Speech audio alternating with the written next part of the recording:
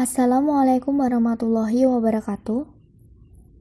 Di sini kami dari kelompok 7 yang beranggotakan yang pertama Ika Mayasari, yang kedua Dia Finda Syahira, yang ketiga Dita Rizky Aryani, yang akan menjelaskan tentang harta kekayaan dalam perkawinan. Ada beberapa subbab yang kami bahas. Yang pertama, pengertian harta kekayaan dalam perkawinan. Yang kedua, harta kekayaan dalam hukum Islam. Yang ketiga, harta kekayaan dalam perkawinan menurut Undang-Undang Perkawinan. Yang keempat, harta kekayaan dalam perkawinan menurut kompilasi hukum Islam. Yang kelima, harta kekayaan dalam perkawinan menurut hukum adat. Yang keenam, penyelesaian harta bersama akibat putusnya perkawinan. Yang pertama, pengertian harta kekayaan dalam perkawinan. Harta kekayaan dalam perkawinan adalah harta yang diperoleh baik harta sendiri-sendiri maupun harta bersama suami istri selama dalam ikatan perkawinan berlangsung. Sedangkan harta bersama dalam perkawinan adalah harta benda yang diperoleh selama perkawinan. Harta benda tersebut yang diperoleh selama perkawinan di luar hadiah atau warisan.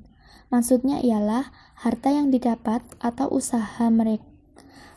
atas usaha mereka ataupun harta sendiri-sendiri pada masa perkawinan. Yang kedua, harta kekayaan dalam hukum Islam. Dalam hukum Islam tidak mengenal istilah harta bersama.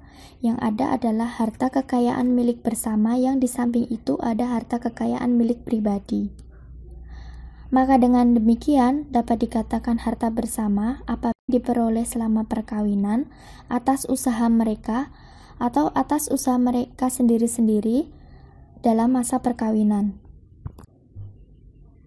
Dikatakan ada harta kekayaan bersama apabila terjadi syirkah sebelumnya dalam perkawinan yang menimbulkan adanya harta bersama dengan 3 cara sebagai berikut. Yang pertama, dengan mengadakan perjanjian syirkah secara tertulis atau diucapkan sebelum ataupun sesudah berlangsungnya akad nikah dalam perkawinan. Yang kedua, dengan penetapan Undang-Undang Nomor 1 Tahun 1974 tentang kompilasi hukum Islam, bahwa harta yang diperoleh atas usaha salah satu suami istri oleh keduanya dalam masa hubungan perkawinan. Yang terakhir, dengan harta bersama pada kekayaan yang diperoleh atas usaha selama dalam masa perkawinan. Perkenalkan, nama saya Dia Finda Syahira, NIM 18211111110, ingin melanjutkan penjelasan yang telah disampaikan oleh Mbak Dita. Yang berikutnya ada harta kekayaan dalam perkawinan menurut UU Perkawinan. Menurut Undang-Undang Nomor 1 Tahun 1974 yang diatur secara singkat dalam bab 7 yang terdiri atas 3 pasal, yaitu pasal 35 sampai dengan pasal 37 yang berbunyi sebagai berikut. Pasal 35, 1. Harta benda yang diperoleh selama perkawinan menjadi harta benda bersama. 2. Harta bawaan dari masing-masing sebagai hadiah atau warisan adalah di bawah penguasaan masing-masing pihak sepanjang para pihak tidak menentukan lain. Pasal 36, 1. Mengenai harta bersama suami atau istri dapat bertindak sesuai persetujuan para pihak. Dan yang kedua, mengenai harta bawaan masing-masing, suami maupun istri mempunyai hak sepenuhnya untuk melakukan perbuatan hukum mengenai harta bendanya. Lalu ada pasal 37 yang bunyinya bila perkawinan putus karena perceraian, harta bersama diatur menurut pasal hukumnya masing-masing. Lalu selanjutnya ada harta kekayaan dalam perkawinan menurut KHI. Masalah harta bersama telah diatur dalam Undang-Undang Nomor 1 Tahun 1974 tentang perkawinan, di mana istri maupun suami mempunyai hak yang sama bila terjadi perceraian. Kemudian, harta bersama tersebut diperluas oleh kompilasi hukum Islam yang juga merupakan salah satu hukum material bagi peradilan agama. Adapun pengaturan harta bersama diatur di dalam KHI dalam bab 13 pasal 85 sampai dengan pasal 97. Peraturan yang paling baru berkenan harta bersama ada dalam kompilasi hukum Islam bahwa harta bersama terbentuk secara otomatis dengan dimulainya ikatan perkawinan tanpa memandang pihak mana yang bakal memperoleh harta tersebut. Dalam kompilasi hukum Islam disebutkan bahwa harta perkawinan terbagi menjadi 3 bagian, antara lain: yang pertama ada harta bawaan suami, yaitu harta yang dibawa suami sejak sebelum perkawinan. Yang kedua ada harta bawaan istri, yaitu harta yang dibawanya sejak sebelum perkawinan. Dan yang ketiga ada harta bersama suami istri, yaitu harta benda yang diperoleh selama perkawinan menjadi harta bersama suami istri, serta harta hasil dari hadiah, hibah, waris, dan sedekah suami, yaitu harta yang diperolehnya sebagai hadiah atau warisan. Saya akan menjelaskan materi yang selanjutnya, yaitu harta kekayaan dalam perkawinan menurut hukum adat. Menurut hukum adat, yang dimaksud dengan harta bersama adalah semua harta yang dikuasai suami istri selama mereka mengikat dalam ikatan perkawinan, baik harta kerabat yang dikuasai maupun harta perseorangan yang berasal dari harta warisan, harta hibah, harta penghasilan sendiri, harta pencaharian hasil bersama suami istri, dan barang-barang hadiah.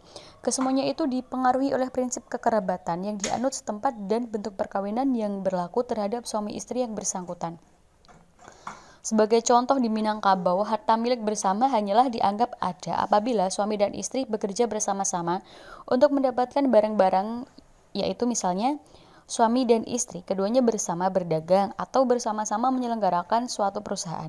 Hasil dari kerjasama yang erat dan mempunyai tujuan tertentu inilah yang menang adanya milik bersama.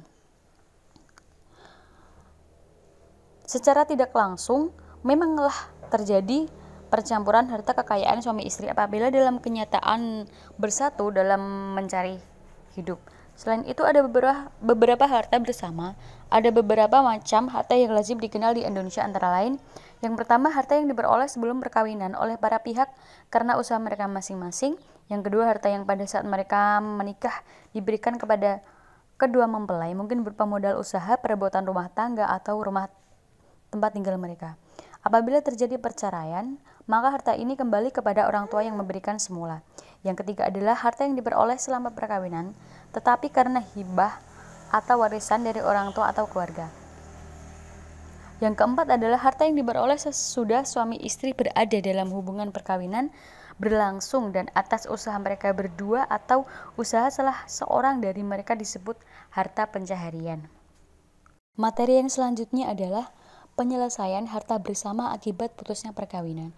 Harta kekayaan antara suami dan istri baru dapat dibagi apabila hubungan pernikahan sudah putus. Dikatakan hubungan perkawinan itu putus karena perceraian, kematian, dan juga putusan dari pengadilan. Dengan putusnya perkawinan, maka akan menimbulkan berbagai permasalahan, antara lain tentang pembagian harta bersama antara suami dan istri. Dalam hal salah satu dari suami atau istri mengajukan perkara perceraian, maka dapat diajukan sekaligus mengenai penyelesaian harta bersama suami istri, baik dalam konvensi dari penggugat atau pemohon ataupun dalam bentuk rekonvensi dari tergugat atau termohon dalam pasal 66 ayat 5 dan pasal 86 ayat 1 dalam UU nomor 7 tahun 1989 yang berbunyi pasal 66 ayat 5, yaitu permohonan soal penguasaan anak, nafkah istri, dan harta bersama dapat diajukan bersama-sama dengan permohonan cerai, talak, atau sesudah ikrar talak diucapkan. Yang selanjutnya terdapat pada pasal 86 ayat 1, yaitu gugatan soal penguasaan anak, nafkah istri, dan harta bersama dapat diajukan bersama-sama dengan gugatan perceraian atau sesudah putusan perceraian memperoleh kekuatan hukum tetap.